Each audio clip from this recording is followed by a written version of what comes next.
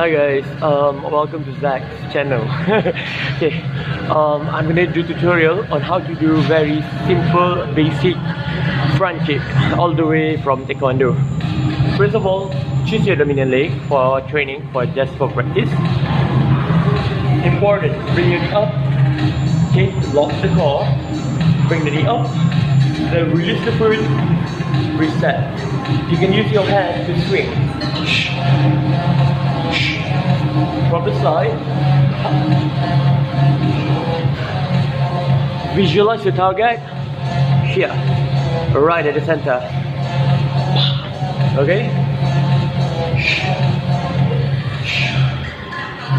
And then once you have it, change the leg.